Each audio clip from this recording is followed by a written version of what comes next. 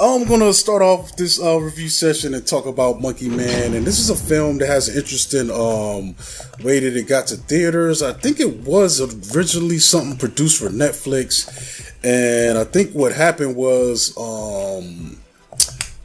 Jordan Peele, he actually saw this, got an early preview showing, and he's like, yo, what are you guys doing? This film is awesome. And he advocated it for it to get a theatrical release, you know.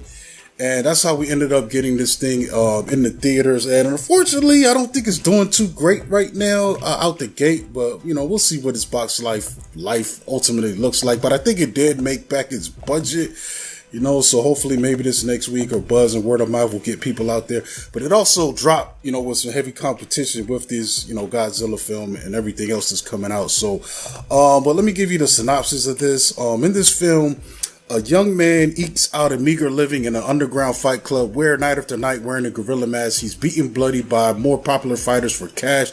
After years of suppressed rage, he discovers a way to infiltrate the enclave of the city's sinister elite. As his childhood trauma boils over, his mysteriously scarred hands unleash an explosive campaign of retribution to settle the score with the men who took everything from him. And this synopsis is kind of weird how it's setting this up, but ultimately this thing is a revenge film, and I think our character is actually playing a long game to get his revenge. Interestingly enough, you know, he's in this it's kind of a story about the haves and the have-nots. And there's this yoga guru that pops up here in this country, in this part of India, and he just gets really rich and powerful, man. And what happens, I think he's trying to build like a new temple or something, and his Patel's character, his family, they're kind of him and his mom, they're occupying this land where he wants to put this development. So, you know, he pays off some corrupt cops to like clear these place out, like kick these people out of here. And in the process, you know, his mother's killed and brutalized, and that's kind of what sets this thing in motion. After that, you know, we catch up with Dev in this so-called fight club. He's a dishwasher by day, works at this fight club, and even the fight club thing is weird, man. I feel like he's more calculated. Every step he's taking is a way to get closer to these people, you know, like he's essentially going in undercover as a help, and, you know, eventually works his way up where he can get in a position to try to get his revenge. But it's interesting enough because the fighting stuff is kind of cool, but it's kind of crazy because he's basically taking a dive every night. He's getting paid to take a dive, even though technically he's probably the best fighter, dude. This dude is like, not only is he consumed by the rage, but, you know, that's driving him, but he's pretty good at fighting, man. He could definitely be the champion, but for some reason, this promoter likes the guy that he has there. And, you know, Dev, like I said, he's getting paid to take a dive every night, make the champion look good, you know? Okay.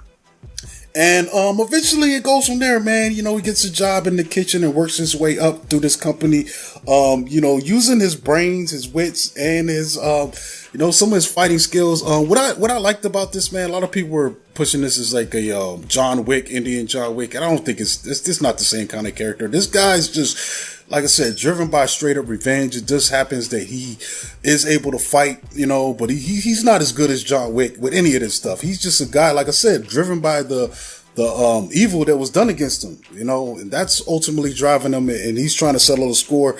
And it's not like, you know, wall to wall with the action like some of these later John Wicks have, you know, but when the action goes down, there's probably about 3 like major set pieces, man, where you get to see this guy in action, and it's beautiful, man. Like it's brutally beautiful. like if you're looking for, you know, really crazy hard hitting fights and grit, man, there's a grittiness to this film that just lingers over everything, man. Just the location, the you know, even though he's up in this upper class bumping heads, but where he exists, it's in the trenches, man. And you really see that depicted in this film, man, and I think that's kind of cool. I think that's what stands out with this film to me a lot.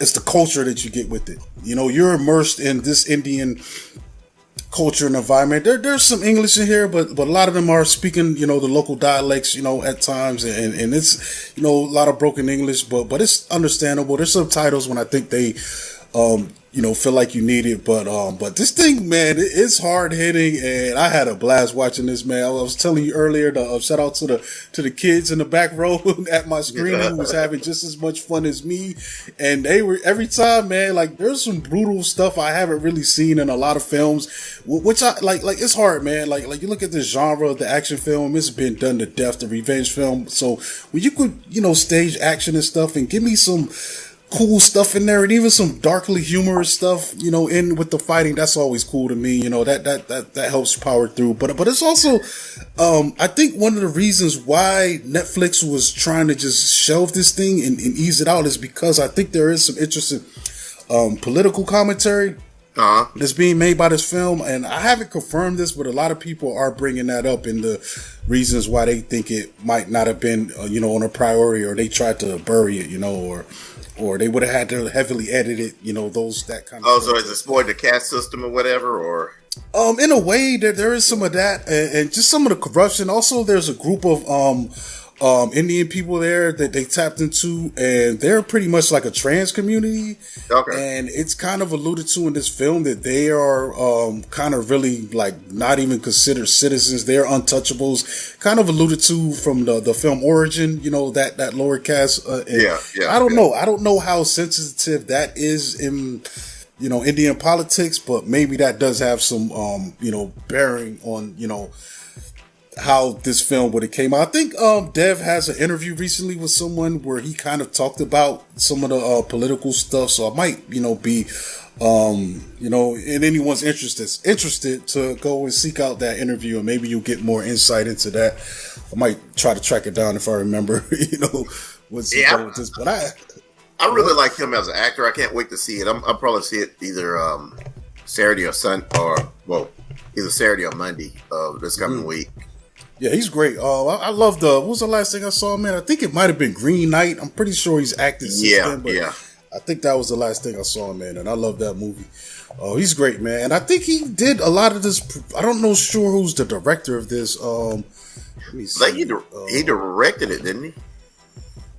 Yeah, he did. He directed it and produced it. And wow, that's crazy. And I think he did get a lot of went through a lot of struggle, like getting this made, like injuries on set and stuff like that. So that's kind of interesting. But it's a really fun time, man. I can't wait to, I feel like this one I will add to the collection, man, once I get a chance to,